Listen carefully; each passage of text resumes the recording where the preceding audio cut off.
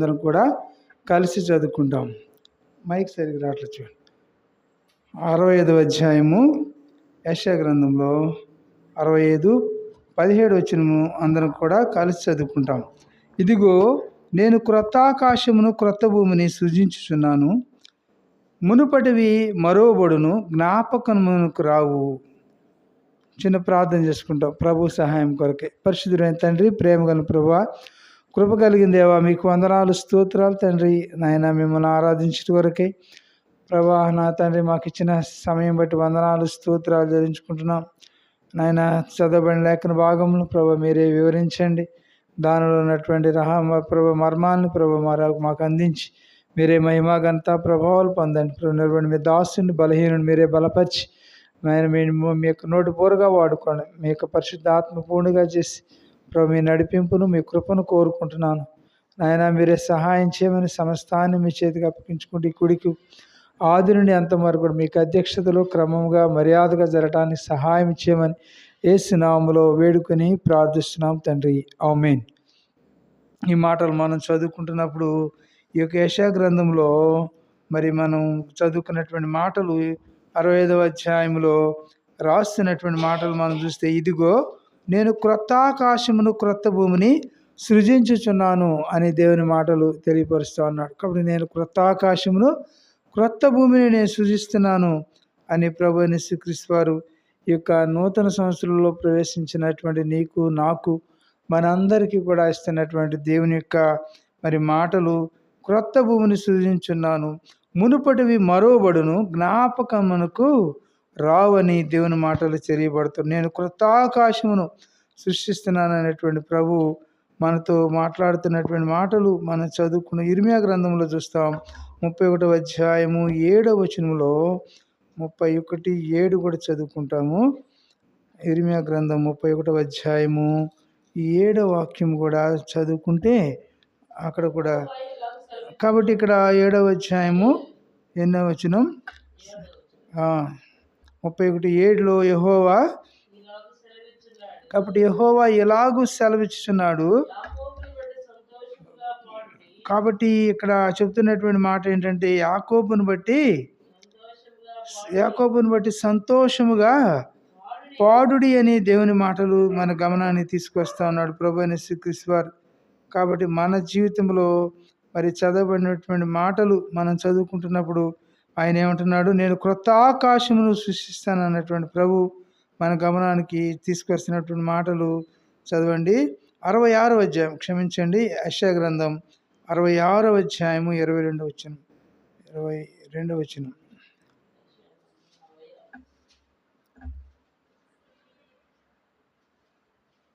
66వ అధ్యాయం చదవండి, 66, 22.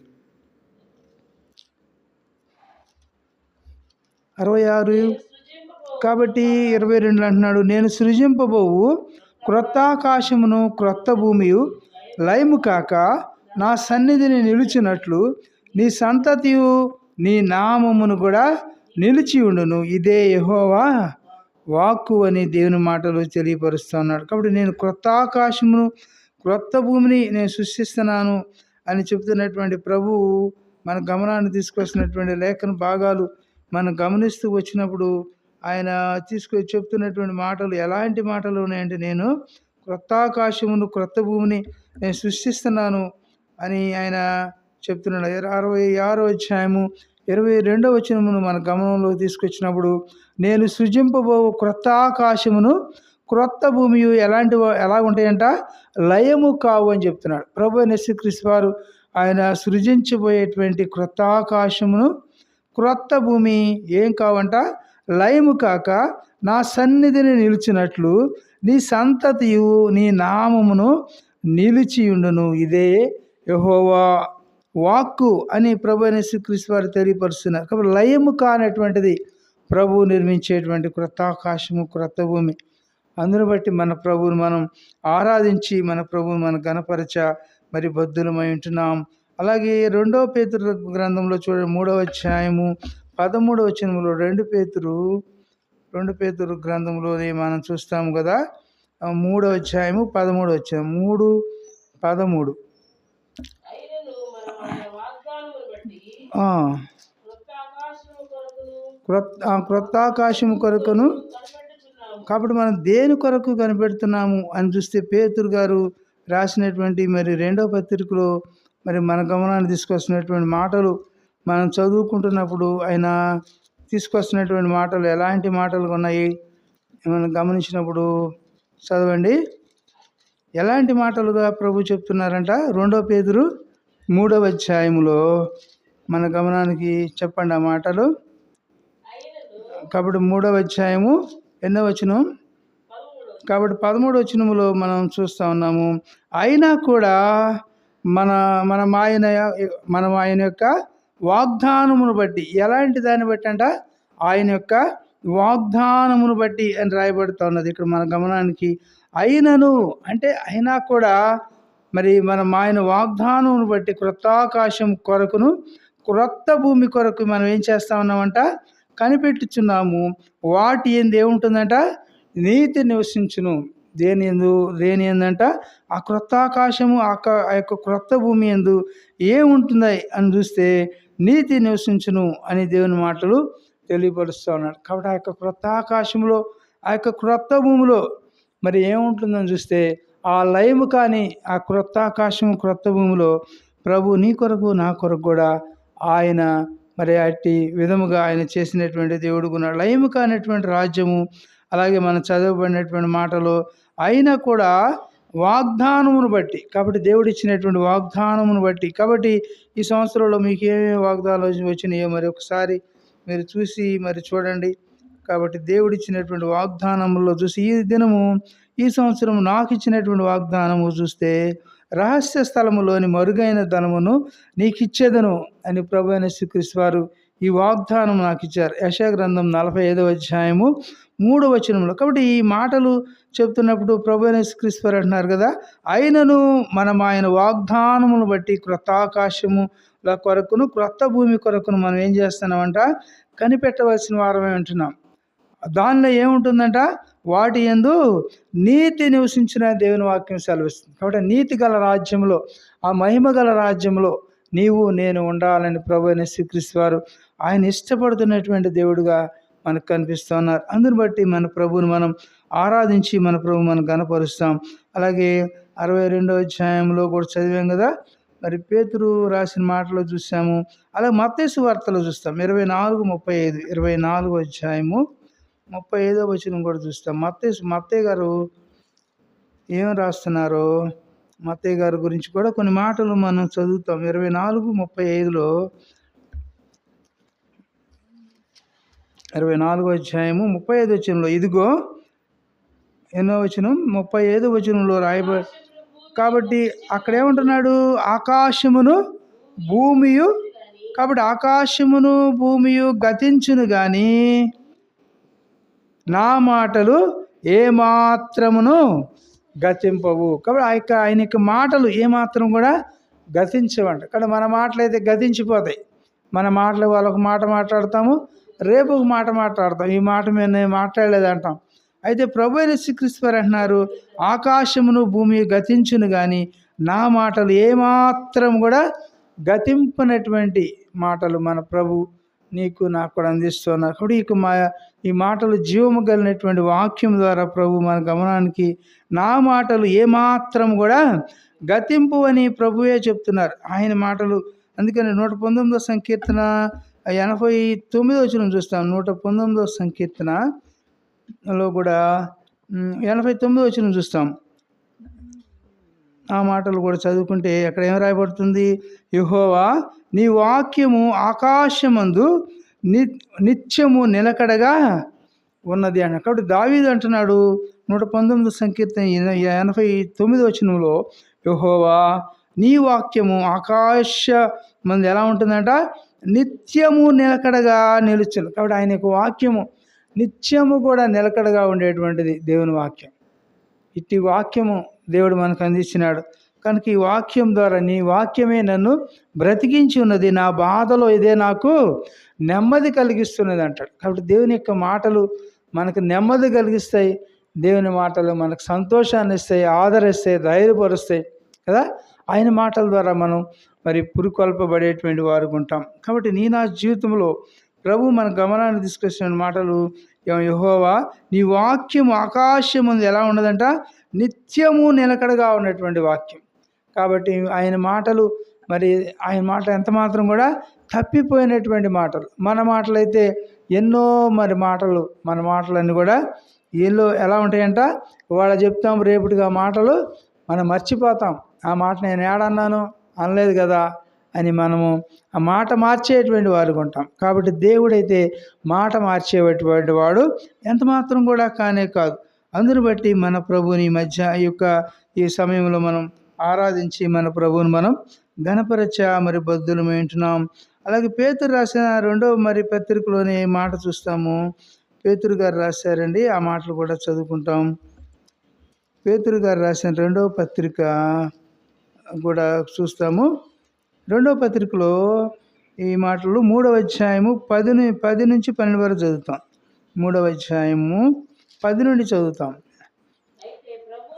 కాబట్టి ఇక్కడ ఎలా ఉంటుందంటే, ప్రభు ఎలాగూ వస్తారని ఇక్కడ రాయబడుతున్నదంటే, పేతురు గారు తన అనుభవంలో 3వ అధ్యాయంలో 10వ వచనంలో ఏమంటున్నాడు, అయితే ప్రభు దినము దొంగ వచ్చినట్లు వచ్చును, ఆ దినమున ఆకాశములు మహాధ్వనితో గతించిపోవును, భూతములు మిక్కటమైన వేండ్రముతో. కాబట్టి పంచభూతములు ఎలా ఉంటాయంట, మిక్కటమైన వేండ్రముతో లయమైపోవును, భూమియు దాని మీదనున్న కృత్యములు కూడా కాలిపోవునని దేవుని వాక్యం సెలవిస్తాను. కాబట్టి ప్రభు దినం ఎలాగుంటుందంటే, ప్రభు దినం ఎలా ఉంటుందని దేవుని వాక్యం. అయితే ప్రభు దినము ఎలా ఉంటుందంట, దొంగ వచ్చినట్లుగా ప్రభు వస్తాడని దేవుని మాట. ఆ దినముల ఎలాంటి సంభవిస్తుందంటే, ఆకాశములు అవి మహాధ్వనితో గతించిపోతాయట. ఆకాశములన్నీ కూడా గతించిపోతాయని, అంత మాత్రమే కాకుండా పంచభూతములు మిక్కటమైన వేండ్రముతో లయమైపోతాయని దేవుని వాక్యం సెలవిస్తుంది. భూమియు దాని మీదనున్న కృత్యములన్నీ కూడా కాలిపోవును అని దేవుని మాటలు తెలియపరుస్తాను. కాబట్టి ఆ ప్రభు దినము ఎలాంటిదిగా ఉంటుందని మనం చూస్తే, ఆ యొక్క ప్రభు దినము అంత గొప్ప వేండ్రముతో, అంత గొప్ప ధ్వనితో గతించిపోతుంది.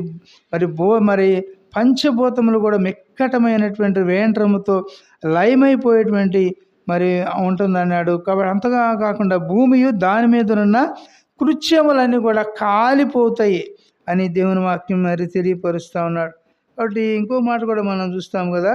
కాబట్టి 12వ వచనం వరకు కూడా చదివినటువంటి మాటలో ఇంకా కింద భాగంలో, ఇవన్నీ ఇట్లు పోవునవి గనుక ఆకాశములు రగులుకొని లయమైపోవునట్టు, కాబట్టి పంచభూతములు మహావేండ్రముతో కరిగిపోవునట్టు దేవుని దినపు రాకడ కొరకు కనిపెట్టుచు దానిని ఆశతో అపేక్షించుచు మీరు పరిశుద్ధమైన ప్రవర్తనతోనూ భక్తితోనూ ఎంతో జాగ్రత్త గలవారై ఉండవాలి. కాబట్టి మనం ఎలా ఉండాలంటే, ప్రభు యొక్క రాకడ సమీపముగా ఉన్నది కనుక ఇవన్నీ కూడా లయమైపోవును కనుక ఆకాశములు రగులుకొని లయమైపోవునట్టు ఎలాంటివంట, పంచభూతములు మహావేండ్రముతో కరిగిపోయినటువంటి దేవుని దినపు రాకడ కొరకు కనిపెట్టుచు మనం ఎలా ఉండాలంట, దాని కొరకు ఆశతో మనం కనిపెట్టుకుని ఉండాలి. దేవుని యొక్క రాకడ కొరకు మన పోకడెప్పుడో మనకు తెలీదు, ఆయన రాకడెప్పుడో మనకు తెలియదు కనుక ఆయన యొక్క రాకడ కొరకు మనం ఆశతో అపేక్షించాలి.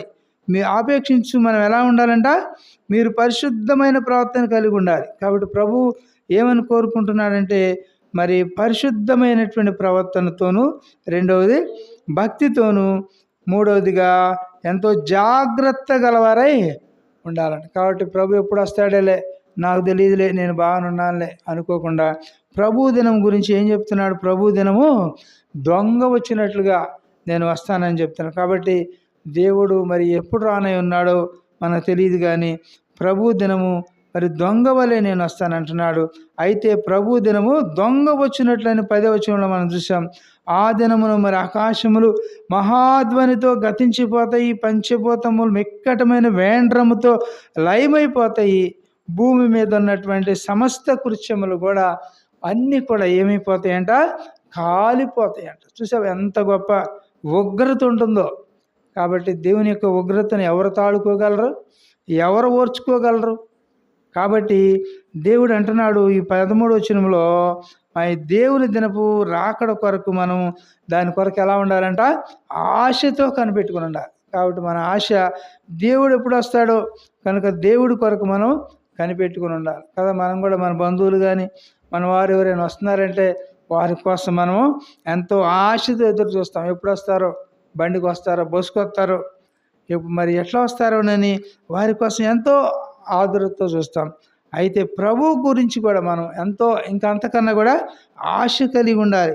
కాబట్టి ఆయన అంటే దానిని ఎంత ఆశతో ఆపేక్షించు. మీరు ఎలా ఉండాలంట, పరిశుద్ధమైన ఏం కలిగి ఉండాలి, మరి ప్రవర్తన కలిగి ఉండాలి. కాబట్టి మన ప్రవర్తన, మన యొక్క క్యారెక్టర్ ఎలా ఉండాలి, మన యొక్క ప్రవర్తన ఎలా ఉన్నది, మన మాట తీరు ఎలా ఉన్నది, మన నడక ఎలా ఉన్నది, మన చూపు ఎలా ఉన్నది, వీటన్ని విషయాల్లో కూడా మనం ఎలా ఉండాలంట, పరిశుద్ధమైనటువంటి ప్రవర్తనతోనూ భక్తితో మనం ఉండాలి. మంచి భక్తి కలిగి ఉండాలి. పై భక్తి, నామకార్థ భక్తి, ఆచార భక్తులు, అలవాట్లు భక్తులతో మనము దినాలను గడిపామనుకో మనము విడవబడేటువంటి వారికి ఉంటాం. మిక్కటమైనటువంటి ఆ యొక్క మహావేండ్రముతో అగ్ని రగులుకున్నప్పుడు మనం కాలిపోయేటువంటి వారికి ఉంటాం. కనుక నా జీవితంలో ప్రభు యొక్క రాకడ కొరకు మనము ఎంతో పరిశుద్ధమైనటువంటి ప్రవర్తన కలిగి ఉండాలి. ప్రవర్తన విషయంలో నిన్ను నన్ను కూడా ఎవరు కూడా వేలు పెట్టి చూపించకూడదు.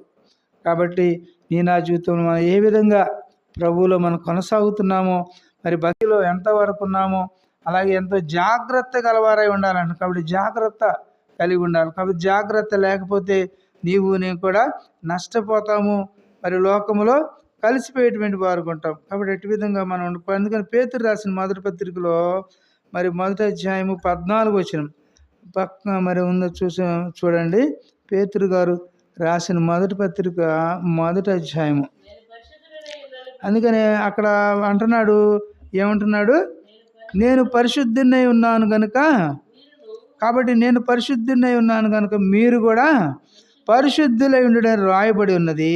కాగా మీరు విధేయులకు పిల్లలై మీ పూర్వపు అజ్ఞాన దశలో మీకుండిన ఆశలను అనుసరించి ప్రవర్తింపక మిమ్మల్ని పిలిచిన వాడు పరిశుద్ధుడై ఉన్న ప్రకారము మీరును సమస్త ప్రవర్తన యందు పరిశుద్ధులైన. సమస్త ప్రవర్తనలో మన ప్రవర్తన అంతా కూడా మాటలో, చూపులేండి, క్రియలు కానీ మన సమస్తములు కూడా మనము పరిశుద్ధంగా ఉండాలి. లేకపోతే దేవుని యొక్క రాజ్యంలో మనం ప్రవేశించలేం. కాబట్టి నేను పరిశుద్ధున్నై ఉన్నాను. ఎవరు నేననగా ప్రభువైన యేసుక్రీస్తు వారు. ఆయన పరిశుద్ధత కలిగినటువంటి వాడు. ఆయన జన్మలో పాపం లేదు. ఆయన కర్మలో ఏమాత్రం కూడా ఏమీ లేనటువంటి వాడు. జన్మ పాప వాళ్ళు కూడా ఆయన ఎలాంటి దోషము లేనటువంటి దేవుడు ప్రభువైన యేసుక్రీస్తు వారు. ఆయన జీవించినటువంటి దినాలు 33.5 సంవత్సరాలు కూడా ఆయన ఎంతో నమ్మకంగా దేవునికి ఇష్టడుగా జీవించినటువంటి వాడు ఉన్నాడు. తండ్రికి నేను పరిశుద్ధున్నై ఉన్నాను కనుక మీరు కూడా పరిశుద్ధులై ఉండుడని రాయబడి ఉన్నది. కాబట్టి నా జీవితంలో మనం కూడా పరిశుద్ధతను మనం కాపాడుకుందాం. మన యొక్క వ్యక్తిగత జీవితంలో మనం ఎంతవరకు పరిశుద్ధత కలిగి ఉన్నాము, మన పరిశుద్ధతను మనం త్రాసులో చూసినప్పుడు మన పరిశుద్ధత ఏదో తేలిపోతూ ఉంటుంది. కనుక అంటున్నాడు ప్రభువు, మీరు ఎలా ఉండాలంటే, కాగా మీరు విధేయులకు పిల్లలై. విధేయులైనటువంటి పిల్లలు ఏ విధంగా అయితే విధేయత మరి కలిగి ఉంటారో, నమ్రత కలిగి ఉంటారో, అలాగూ విధేయులైన పిల్లలై మీ పూర్వపు అజ్ఞాన దశలో మీకుండిన ఆశలను అనుసరించి ప్రవర్తింపక. కాబట్టి పూర్వదినముల్లో ప్రభువుని ఎరగని దినాల్లో, ప్రభువుని తెలుసుకుని దినాల్లో, మన పూర్వదశలో దినాల్లో మరి అలాగున్నామేమో. అయితే దేవుని మాటలు అంటున్నాడు, అజ్ఞాన దశలో మీకుండిన ఆశలను అనుసరించి ప్రవర్తింపక మిమ్మును పిలిచిన వాడు ఎవరనంట, మనలను పిలిచినటువంటి ప్రభువైన యేసుక్రీస్తు వారు ఎలా ఉన్నాడంట, పరిశుద్ధుడై ఉన్న ప్రకారము. మనం పిలిచినటువంటి దేవుడు, మరి మనం ఆరాధించేటువంటి దేవుడు పరిశుద్ధుడై ఉన్న ప్రకారము మీరును కూడా సమస్త ప్రవర్తన యందు. కాబట్టి నా జీవితంలో సమస్త ప్రవర్తన యందు కూడా మనం ఎలా ఉండాలంట, పరిశుద్ధులై ఉండాలని దేవుని వాక్యం సెలవిస్తాం. కాబట్టి అట్టి విధంగా మనం పరిశుద్ధత కలిగి ఉండాలి. ఈ నూతన సంవత్సరంలో ప్రవేశించినటువంటి నీవు నేను కూడా మరి మన జీవితంలో 12 దినములు గడిచిపోయినాయి కనుక ఎలా ఉన్నాం? మన పరిశుద్ధతను మనం కాపాడుకుంటున్నామా? లేక అలాగే మునుపటి భక్తి కలిగి ఉన్నామా? మునుపటి ఆచారం కలిగి ఉన్నామో మనం పరిశీలించుకుని మరి ప్రభు యొక్క బలలో కూడా మనం చేయవేయాలి. కాబట్టి ప్రభు నిన్ను నన్ను కూడా ఈ యొక్క ఆరాధన వర్తమానములు కొన్ని హెచ్చరికలు కూడా ప్రభు అందిస్తూ ఉన్నారు. అలాగే మరొక మాట కూడా మీ గమనానికి తీసుకొస్తాను. అలాగే ఈ మాట కూడా చూద్దాం కదా. యెషయా గ్రంథము 52వ అధ్యాయం మొదటి వచనం కూడా చూస్తాం. 52 మొదటి వచనం అక్కడ చదవండి. 52వ వచనం 52వ అధ్యాయంలో సియోను గురించి అక్కడ చెప్తా ఉన్నాడు.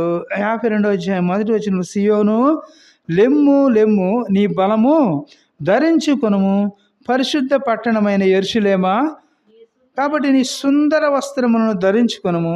ఇక మీదట సున్నతి పొందని వాడొకడైనా కూడా, అపవిత్రుడు ఒకడైనా కూడా నీ లోపలికి రాడు అంటున్నాడు. కాబట్టి నేను కూడా సియోను లెమ్ము లెమ్ము, నీ బలమును ధరించుకోవాలి. కాబట్టి ప్రభు అయిన యేసుక్రీస్తు వారికి ఇచ్చినటువంటి బలమును ధరించుకుని పరిశుద్ధ పట్టణమైనటువంటి యెరూషలేము కొరకై నేను కూడా మరి ఆ యొక్క సుందర వస్త్రములు ధరించుకుని ప్రభు సన్నిధిలో మనం ఉండాలని దేవుడు కోరుకుంటూ ఉన్నాడు.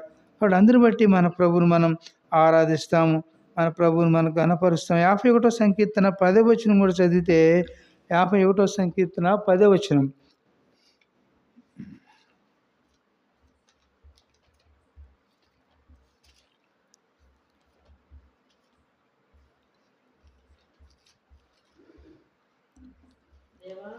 ఆ 51వ సంకీర్తన 10వ వచనంలో ఏమంటున్నాడు దావీదు గారు?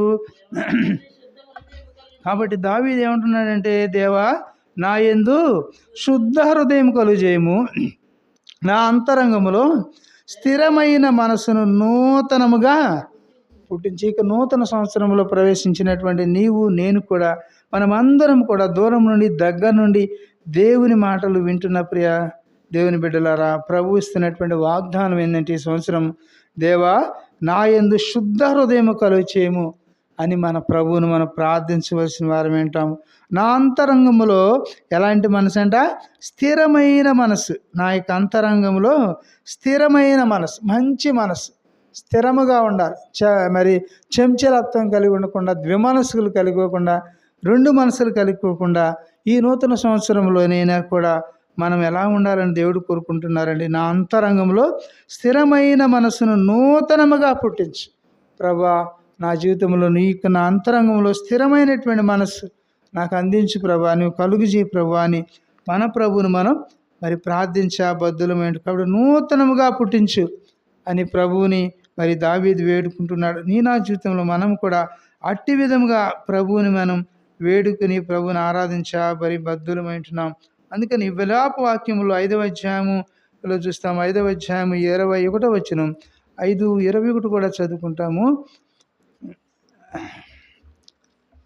5వ అధ్యాయము 21వ వచనంలో ఏమున్నదంటే, యెహోవా నీవు మమ్మను నీ తట్టు త్రిప్పిన ఎడల మేము తిరిగెదము అంటున్నారు. కాబట్టి అక్కడ ఏమంటున్నారంటే, అక్కడ ఈ సంవత్సరంలో మనం ఏమి ఒక తీర్మానం కలిగి ఉండాలంటే, మరి విలాప వాక్యము ద్వారా ప్రభు మన గమనానికి తీసుకొస్తున్నటువంటి మాటలు మనం గమనిస్తూ వచ్చినప్పుడు, మరి దావీదు గారు అంటున్నాడు కదా, నా అంతరంగములో స్థిరమైన మనసును నాకు మరి నూతనముగా మరి పుట్టించమని వేడుకుంటున్నాడు. కాబట్టి నేను స్థిరమైనటువంటి మనసు, మరి చంచలత్వమైనటువంటి మనసు, మరి ద్విమనస్సు మనం కలిగి ఉండవు. మంచి మనసు స్థిరముగా మనం నిలబడాలి, కానీ కాసేపటు కుసేపటి మనం వెళ్ళకూడదు. కాబట్టి అందుకనే ఈ మాటలు మన హృదయానికి మనం అన్వయించుకుని చదువుకున్నప్పుడు విలాపవాక్యంలో 5వ అధ్యాయం 21వ వచనంలో, యెహోవా నీవు మమ్మను నీ తట్టు త్రిప్పినెడల మేము తిరిగెదము అంటున్నాడు. కాబట్టి ఆయన తట్టు మనం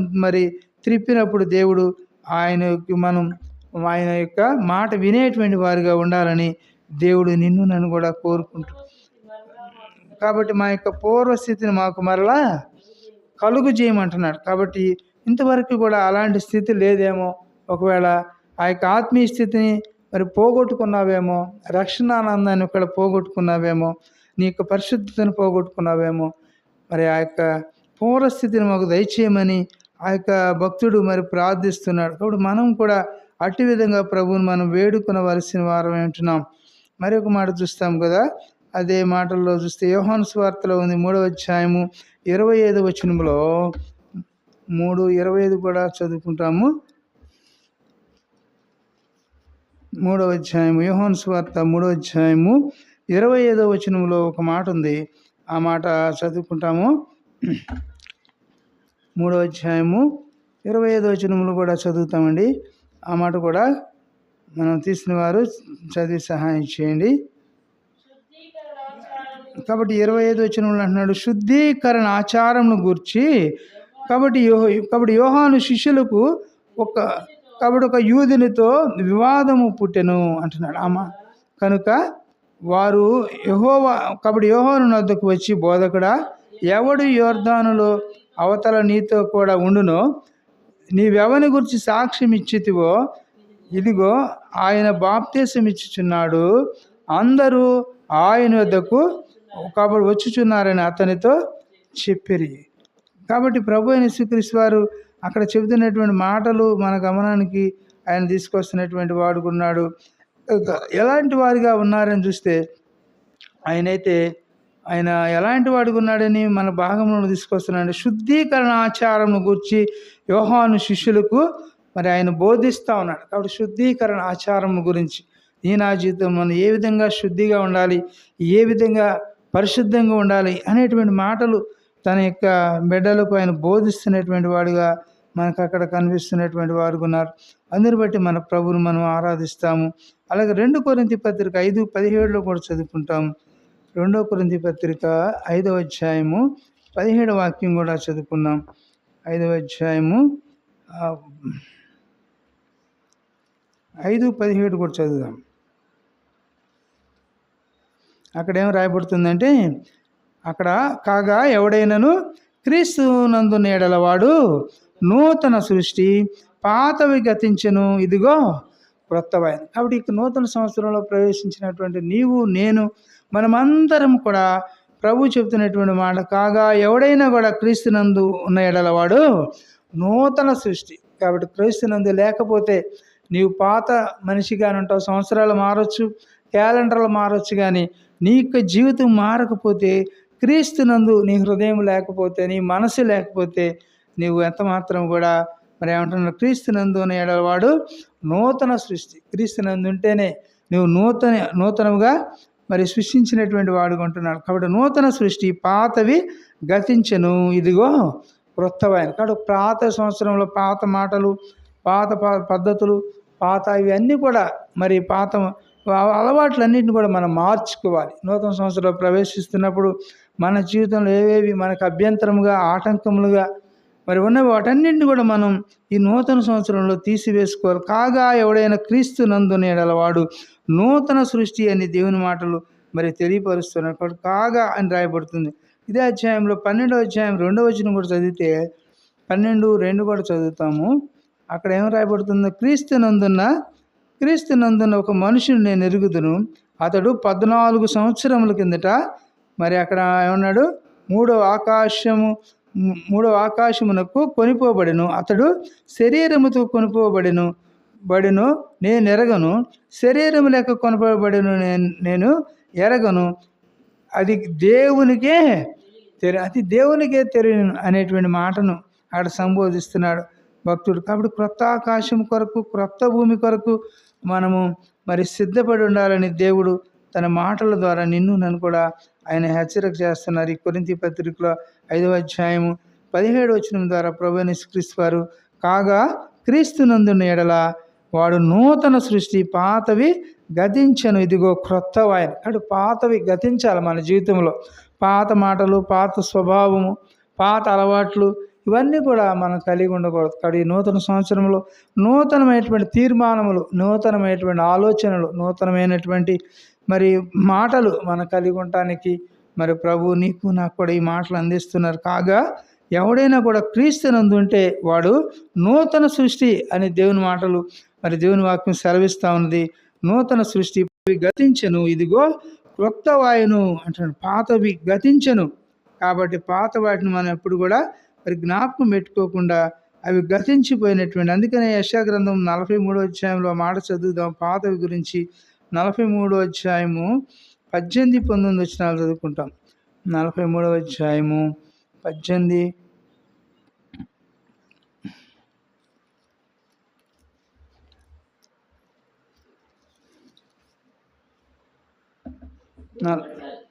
కాబట్టి 18వ వచనంలో ఏం రాయబడుతుంది? కాబట్టి ఇక్కడ ఏమంటున్నాడు? మునుపటి వాటిని జ్ఞాపకం చేసుకొనుకుడి, పూర్వపు కాలపు సంగతులను తలంచుకొనుకుడి. ఇదిగో నేను ఒక నూతన క్రియ చేయుచున్నాను, ఇప్పుడే అది మొలుచును, మీరు దాన్ని ఆలోచింపరా. నేను అరణ్యములో త్రోవ కలుగు చేసి ఉన్నాను, ఎడారిలో నదులు పారజేసి ఉన్నాను. కాబట్టి దేవుడు ఇస్తున్నటువంటి వాగ్దానము ఈ నూతన సంవత్సరంలో ప్రభు మనకు అందిస్తున్నటువంటి మాటలు ఏంటంటే, పాతవి గతించాలి. పాతవి ఏవైతే ఉన్నాయో పాతవన్నీ కూడా మనం వాటినన్నింటిని కూడా తీసివేసుకోవాలి. మనలో మంచి హృదయం నాకు దయచే ప్రభువా అని ప్రభువును మనం ఆరాధించాలి. ఈ నూతన సంవత్సరంలో ప్రవేశించినటువంటి నీవు నేను మరి మనం అందరం కూడా ప్రభువుని ఈ యొక్క ఆరాధన వర్తమానంలో ప్రభు మనకు అందిస్తున్నటువంటి మాటలు ఏంటంటే, మునుపటి వాటిని జ్ఞాపకం చేసుకొనకుడి. మునుపటి వాటిని మనం జ్ఞాపకం చేసుకోకూడదు కదా. మరలా మనం వాటిని జ్ఞాపకం చేసుకోమాకండి. పూర్వకాలపు సంగతులను తలంచుకొనకమాకండి. అయిపోయినటువంటి కాలము గురించి, సంగతుల గురించి, మాటల గురించి మరి ఏవైనా ఉంటే వాటిని గురించి మనం తలంచుకోకూడదండి. కానీ మనమైతే ఎలా ఉంటాము? మరలా తలుచుకుంటూ ఉంటాం. పూర్వ సంగతులు, అయిపోయిన సంగతులు అవన్నీ కూడా మరలా జ్ఞాపకం తెచ్చుకుంటూ ఉంటాం. అయితే దేవుని మాటలు ఏమలా ఉన్నాయంటే, మునుపటి వాటిని జ్ఞాపకం చేసుకోమాకండి అని ప్రభు అయిన యేసుక్రీస్తు వారు నీకు నాకు కూడా ఖరాఖండితంగా ఆయన చెప్తున్నాడు. మునుపటి వాటిని మీరు జ్ఞాపకం చేసుకొనుకుడి, పూర్వకాలపు సంగతులను తలంచుకోమాడు. కాబట్టి జ్ఞాపకం చేసుకోమాకు, రెండు వాటిని తలంచుకోమాకు. అయితే చెప్తున్నాడు 19వ వచనంలో, ఇదిగో నేను ఒక నూతన క్రియ చేస్తున్నా. ఈ నూతన సంవత్సరంలో ఒక నూతన క్రియని నీ జీవితంలో చేయబోతున్నాడు ప్రభు అయిన యేసుక్రీస్తు వారు. కాబట్టి ఇప్పుడే అది మొలచును అంటున్నాడు. అది ఎప్పుడో కాదు, ఇప్పుడే అది మొలచును, మీరు దాన్ని ఆలోచింపరా అని అక్కడ ప్రభు అయిన యేసుక్రీస్తు వారు అక్కడ క్వశ్చన్ చేస్తూ ఉన్నారు. నేను అరణ్యంలో త్రోవ కలుగు చేసి ఉన్నాను అంటున్నాడు ప్రభు అయిన యేసుక్రీస్తు వారు. జీవించిన దినాల్లో ఇశ్రాయేలు ప్రజలు త్రాగటానికి అరణ్యంలో నీరు లేకపోతే వారికి నీటిని ఆయన ప్రభు అయిన యేసుక్రీస్తు వారు ఆయన అందించినటువంటి వారు ఉన్నారు. అలాగే ఆ ఎడారిలో నదులను పారజేసినాడు. ఎడారిలో ఎక్కడైనా నదులు పారతాయా?